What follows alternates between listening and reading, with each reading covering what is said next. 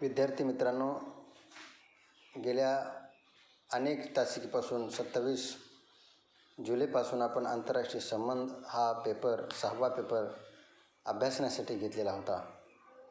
त्यात पहिला प्रकरण आंतरराष्ट्रीय संबंधाचा अर्थ, स्वरूप, व्याप्ती, महत्त्व या भागाची चर्चा आपण केली. त्यानंतर नेक्स्टचा दुसरं प्रकरण आपण पाहिलं, ते म्हणजे आंतरराष्ट्रीय संबंधाच्या अभ्यासाचे दृष्टिकोन, the approaches to the study of international relations, ज्यामध्ये ऐतिहासिक दृष्टिकोन, निर्णय प्रक्रिया दृष्टिकोन आणि खेळ सिद्धांत हे 3 सिद्धांत सविस्तर पद्धतीने अभ्यासल्यानंतर आजच्या तासिकेमध्ये जे आपल्याला नवीन प्रकरण, तिसरं प्रकरण पाहायचं आहे, अर्थात ते प्रकरण म्हणजे राष्ट्रीय हित, ज्याला इंग्रजीमध्ये नॅशनल इंटरेस्ट असं म्हटलं जातं. मित्रहो, आंतरराष्ट्रीय संबंधातील हे तिसरं प्रकरण महत्त्वाचं प्रकरण आहे.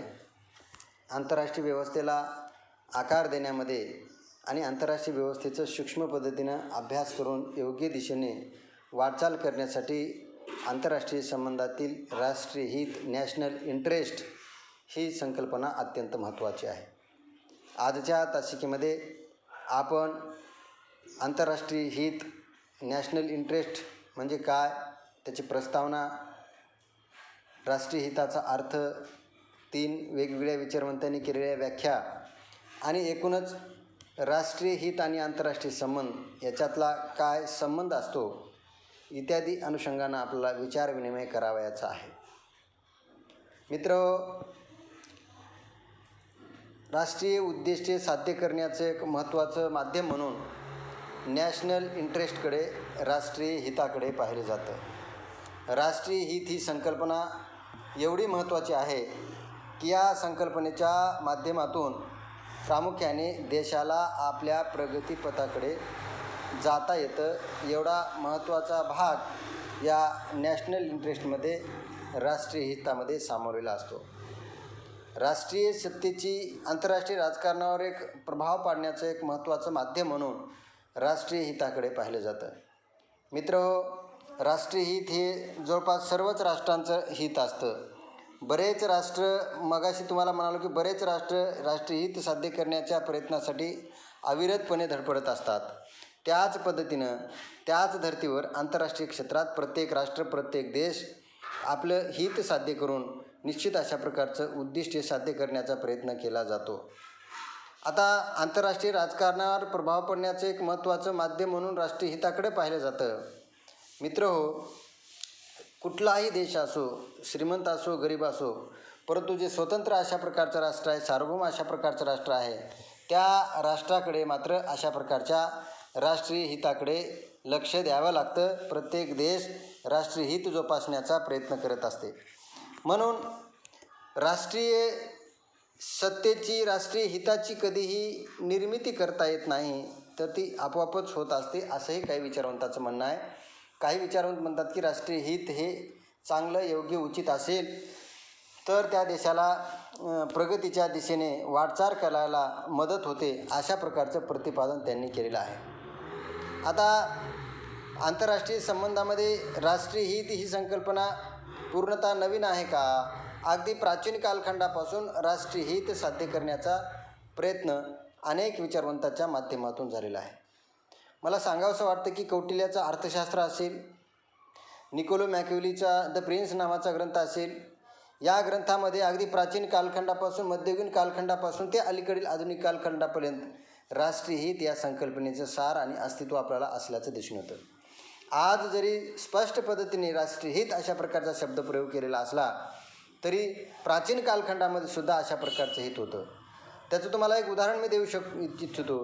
एखादा राजा, एखादा शासक, एखादा शासनप्रमुख आणि एखादा राजा आपल्या देशातील जनतेच्या गरजेची पूर्तता करण्यासाठी वेगवेगळ्या मार्गाचा अवलंब करतो.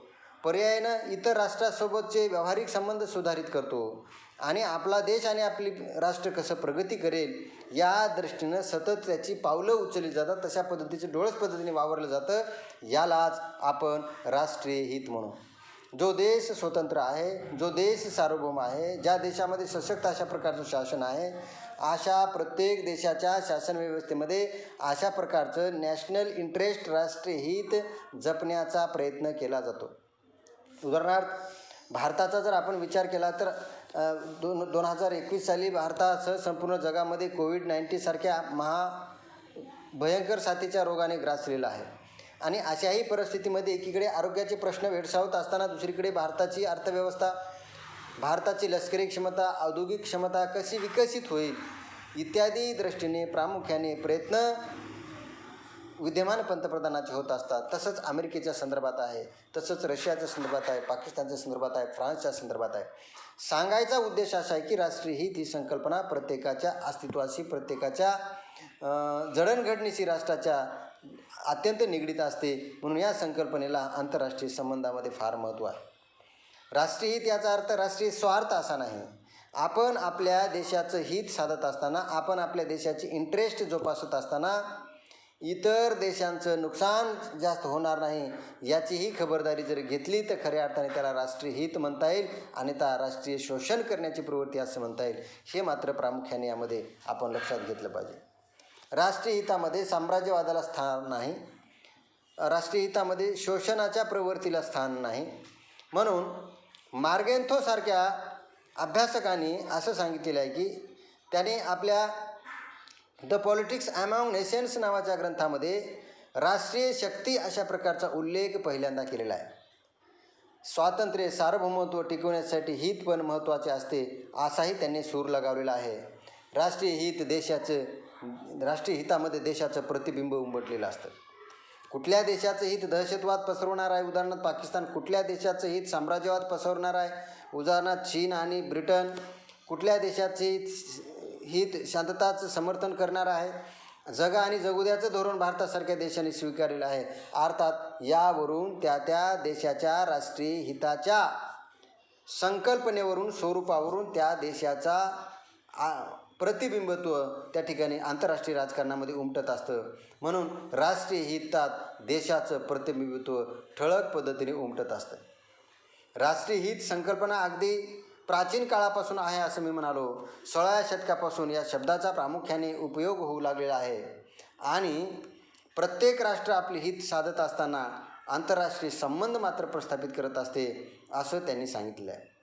कुठलाही देश असो, अगदी छोटा असो आकारमानाने का मोठा असो, लहान असो का बडा असो का श्रीमंत असो, प्रत्येक देशाचे हितसंबंध ठरलेले आहेत.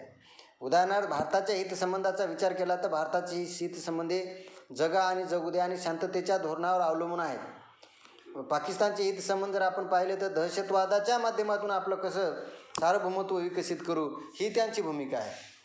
अमेरिकेचं राष्ट्रीय हित जर आपण पाहिलं तर भांडवलवादाचा प्रचार आणि प्रसार करून जागतिक बाजारपेठावर कब्जा मिळवून आपली अर्थव्यवस्था कशी मजबूत करता येईल हे अशा प्रकारचं धोरण अमेरिकेचं आहे. चीनच्या राष्ट्रीय हिताचा विचार करत असताना साम्राज्यवाद, आजूबाजूच्या राष्ट्रांना आपल्या काबूमध्ये ठेवणे, नियंत्रित करणे आणि त्यांची शक्ती कुंठित करणे, मर्यादित करणे, आपापसात शत्रू राष्ट्रामध्ये भांडणं लावणे आणि त्याचा फायदा घेऊन आपण त्यांच्या देशाच्या सीमेमध्ये घुसखोरी करणे. उदाहरणार्थ चीनने 2020 साली भारताच्या गलवान खोऱ्यामध्ये सुद्धा त्यांनी लडाख आणि गलवान खोऱ्यामध्ये सुद्धा त्यांनी घुसखोरी केलेली आहे. त्याचबरोबर नेपाळकडे मैत्री करून शेजारील देशाला उपद्रव देण्याचा प्रयत्न केलेला आहे. तिबेटसारख्या राष्ट्रावर स्वतंत्र असतानासुद्धा त्याही राष्ट्रावर आपला कब्जा मिळवण्याचा प्रयत्न केलेला आहे. म्हणजे सांगण्याचं तात्पर्य असे आहे की अशा प्रकारची प्रवृत्ती ही त्या राष्ट्राची असते आणि ज्या राष्ट्राची जशी प्रवृत्ती असते तशा प्रकारचं प्रतिबिंबित्व आंतरराष्ट्रीय राजकारणामध्ये उमटत असतं. म्हणून प्रत्येक राष्ट्र आपले हित साध्य करताना आंतरराष्ट्रीय संबंध निश्चितच पद्धतीने निर्धारित करत असते असं मला म्हणायचं आहे. मित्रहो, यानंतर आपण या राष्ट्रीय हित या संकल्पनेच्या व्याख्या, अर्थ इत्यादी स्वरूपामध्ये आपण चर्चा करणार आहोत. आजच्या तासिकेमध्ये आपण आंतरराष्ट्रीय संबंधातील राष्ट्रीय हित या तिसऱ्या प्रकरणाची प्रस्तावना आणि त्याचा आशय या ठिकाणी पाहिलेला आहे. उर्वरित भाग आपण उद्याच्या तासिकेला पाहणार आहोत. धन्यवाद.